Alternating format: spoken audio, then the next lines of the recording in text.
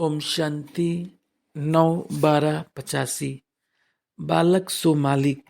अव्यक्त बाप दादा बोले, आज बाप दादा अपनी शक्ति सेना को देख रहे हैं कि ये रूहानी शक्ति सेना मन जीत जगत जीत है।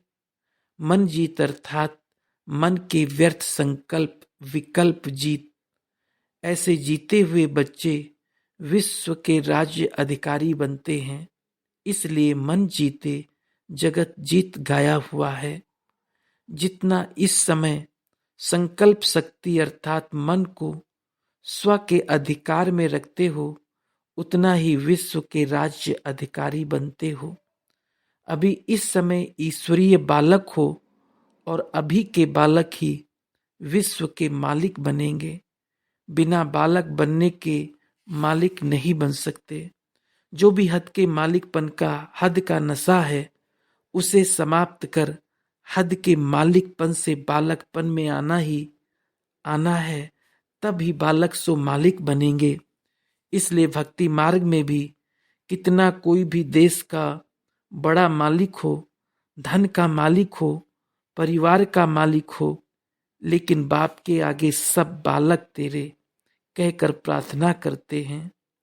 मैं फलाना मालिक हूं, ऐसे कभी नहीं कहेंगे। तुम ब्राह्मण बच्चे भी बालक बनते हो, तब ही अभी भी बेफिक्र बादशाह बनते हो और भविष्य में विश्व के मालिक या बादशाह बनते हो। बालक सो मालिक हूं, ये स्मृति सदा निरहंकारी निराकारी स्थिति का अनुभव कराती है। बालक बनना अर्थात हद के जीवन का परिवर्तन होना। जब ब्राह्मण बने तो ब्राह्मणपन की जीवन का पहला सहज ते सहज पाठ कौन सा पढ़ा? बच्चों ने कहा बाबा और बाप ने कहा बच्चा अर्थात बालक। इस एक शब्द का पाठ नॉलेजफुल बना देता है। बालक या बच्चा ये एक शब्द पढ़ लिया तो सारे इस विश्व की तो क्या, लेकिन तीनों लोगों का नॉलेज पढ़ लिया। आज की दुनिया में कितने भी बड़े नॉलेजफुल हों, लेकिन तीनों लोगों की नॉलेज नहीं जान सकते। इस बात में आप एक शब्द पढ़े हुए के आगे कितना बड़ा नॉलेजफुल भी अनजान है। ऐसे मास्टर नॉलेजफुल कितना सहज बने हो। बाबा और बच्चे इस एक शब्द में सब कुछ समाया हुआ है।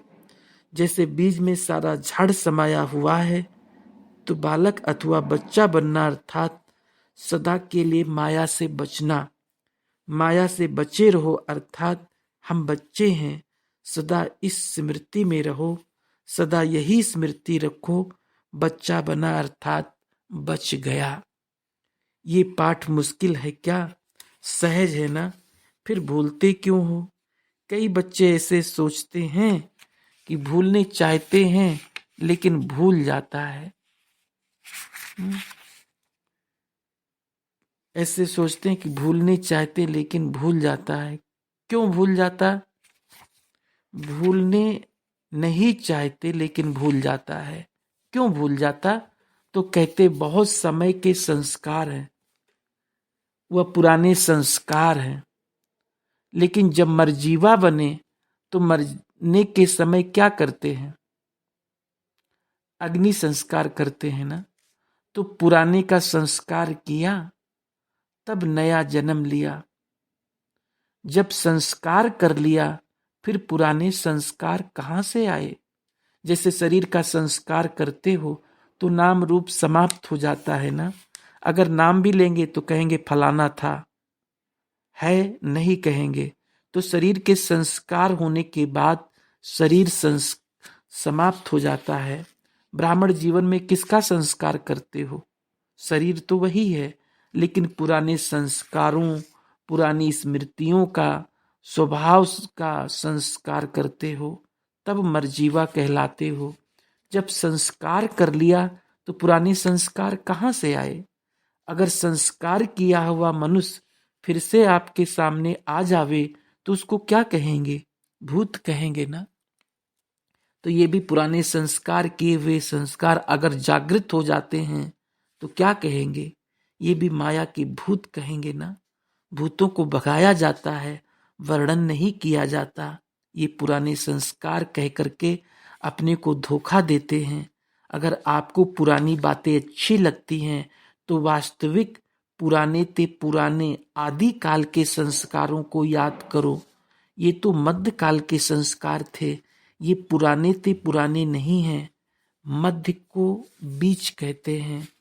तो मध्यकाल अर्थात बीच को याद करना, अर्थात बीच भंवर में परेशान होना है। इसलिए कभी भी ऐसी कमजोरी की बातें नहीं सोचो। सदा यही दो शब्द याद रखो, बालक सो मालिक। बालकपन ही मालिकपन स्वतः ही स्मृति में लाता है। बालक बनना नहीं आता। बालक बनो अर्थात सभी बोझ से हल्के बनो। कभी तेरा कभी मेरा यही मुश्किल बना देता है। जब कोई मुश्किल अनुभव करते हो तब तो कहते हो तेरा काम तुम जानो, और जब सहज होता है तो मेरा कहते हो। मेरापन समाप्त होना अर्थात बालक सो मालिक बनना। बाप तो कहते हैं बेघर बनो। ये शरीर रूपी घर भी तेरा नहीं, ये लोन मिला हुआ है सिर्फ ईश्वरीय सेवा के लिए। बाबा ने लोन दे करके ट्रस्टी बनाया है। ये ईश्वरीय अमानत है। आपने तो सब कुछ तेरा कह बाप को दे दिया। ये वायदा किया है ना, या भूल गए हो? वायदा किया है या आधा तेरा आधा मेरा? अगर तेरा कहा हुआ मेरा समझ कार में लगाते हो तो क्या होगा? उससे सुख मिलेगा, सफलता मिलेगी। इसलिए अमानत समझ तेरा समझ चलते चलो तो बालक सो मालिक बन के खुशी में नशे में स्वतः ही रहेंगे। समझा? एक ये पाठ सदा पक्का करो। पाठ पक्का किया ना, या अपने अपने स्थानों पर जाकर भूल जाएंगे। अभूल बनो। अच्छा, सदा रूहानी नशे में रहने वाले बालक सो मालिक बच्चों को सदा बालकपन अर्थात बेफिक्र बादशाहपन की स्मृति में रहने वाले, सदा मिली हुई अमानत को ट्रस्टी बन सेवा में लगाने वाले बच्चों को, सदा नए उमंग नए उत्साह में रहने वाले बच्चों को बाप दादा का याद प्यार और नमस्ते। पार्टियों से अव्यक्त बाप दादा की मुलाकात कुमारियों से। ये लश्कर क्या करेगा? लश्कर व सेना सदा विजय प्राप्त करती है। सेना विजय के लिए होती है। दुश्मन से लड़ने के लिए सेना रखते हैं। तो माया दुश्मन पर विजय पाना यही आप सबका कर्तव्य है। सदा अपने इस कर्तव्य को जान जल्दी से जल्दी आगे बढ़ते जाओ, क्योंकि समय तेज रफ्तार से आगे जा रहा है। समय की रफ्तार तेज हो और अपनी कमजोर हो तो समय पर पहुंच नहीं सकेंगे। इसलिए रफ्तार को तेज करो। जो ढीले होते हैं वो स्वयं ही शिकार हो जाते हैं। शक्तिशाली सदा विजयी होते हैं। तो आज सब विजयी हो। सदा यही लक्ष्य रखो कि सर्विसेबल बन सेवा में सदा आगे बढ़ते रहना है, क्योंकि कुमारियों को कोई भी बंधन नहीं है। जितना सेवा करना चाहे कर सकती हैं। सदा अपने को बाप की हूँ और बाप के लिए हूँ ऐसा समझकर आगे बढ़ते चलो। जो सेवा में निमित्त बनते हैं उन्हें खुशी और शक्ति की प्राप्ति स्वतः होती है। सेवा का भाग्य कोटों में कोई को ही मिलता है। कुमारियां सदा पूज्य आत्माएं हैं। अपने पूज्य स्वरूप को स्मृति में रखते हुए हर कर्म करो, और हर कर्म के पहले चेक करो कि ये कार्य पूज्य आत्मा के प्रमाण है। अगर नहीं है तो परिवर्तन कर लो। पूज्य आत्माएं कभी साधारण नहीं होती, महान होती हैं।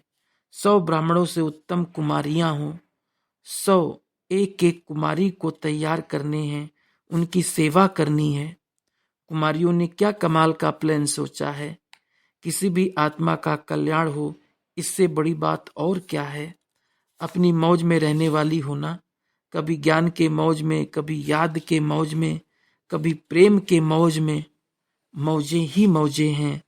संगम युग है ही मौजों का युग। अच्छा, कुमारियों के ऊपर बाप दादा की सदा ही नजर रहती है। कुमारियां स्वयं को क्या बनाती हैं ये उनके ऊपर है, लेकिन बाप दादा तो विश्व का मालिक बनाने आए हैं। सदा विश्व के मालिकपन की खुशी और नशा रहे। सदा अथक सेवा में आगे बढ़ते रहो। अच्छा, ओम शांति।